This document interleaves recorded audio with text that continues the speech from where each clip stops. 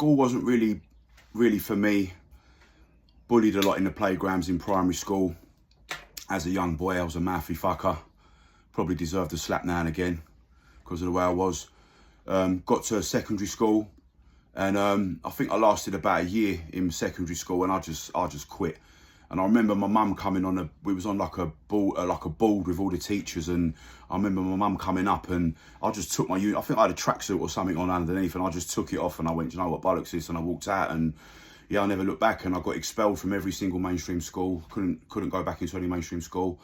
And then I think it was a few months after that, you know, I was carrying on and being very disruptive in my area where I lived, and yeah, I was placed into care because my mum was. What sort of age? Yeah, I was 12 then, and you know, I was a fucker. My mum couldn't handle me, so you know, I completely respect why she did it at that age, because my mum was, all she done was try to do her best, you know, for me, and I was just an absolute terror around the estate that I lived on. And yeah, and I moved into care, and going back a little bit, I was trying to fit in all the time. Yes. I never fitted in. Yes. You know, being bullied and yes. But when I got put into care, I moved down to a town called Ramsgate in Kent. Yeah, yeah. And I didn't go to mainstream school there. I went to a centre. Straight away, I fitted in. Yeah.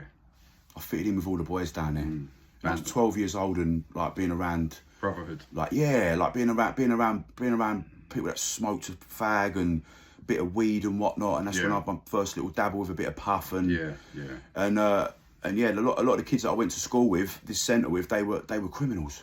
You know, they were doing, and it weren't like low level stuff like shoplifting and this, that, and the other. Like this was straight in at the deep end. Yeah. Like they were doing street robberies, and I was quickly adapted to that. Inspired by that, yeah. Yeah, that's what I write about in my poetry. I think of a lot of us, we are inspired by our older generation because we see the positives. 100%. But we don't see the negatives. And unfortunately, these guys are not honest to us.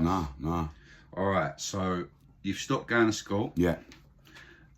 I always say, when you stop going to school and you're on the street, especially at 13, 14, if we're honest, we're there to make a name for ourselves. Yeah, of course, and that's what I was trying to do. So that's what I want to hear about. Yeah. In that mindset, talk to me about like why you wanted to have a name and what you was gonna get from being that character. Yeah. So basically, for me, it was just being a part of something. For years, I didn't feel a part of something. I wasn't a part of anything back in London for that time being, whilst I was at primary school, bit of secondary school. But when I lived down in by the seaside, and with the group of kids that I was around, I felt a part of that. And obviously, they was involved in a lot of stuff, like commercial burglaries on shops and mainly street robberies. And I was, like I said, I was quickly adapted to that. And you know, it became a way of life for me with what I was doing. And it was exciting. It was a buzz. And at 12 years old, like doing things like that. And I said something the other day, like my son's 15. I couldn't imagine him doing the stuff that I was doing at 12 years old.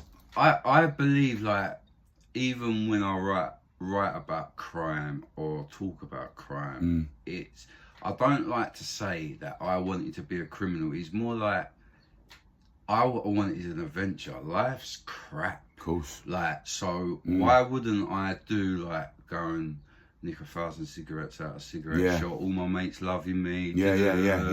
And I think a lot of the time with us, crime comes from a good place in that sense, as from a young kid. It's not like you're building a brotherhood. That's it. But eventually we realised to get more money quicker is where the violence has to come. 100%. With our lifestyle. Definitely.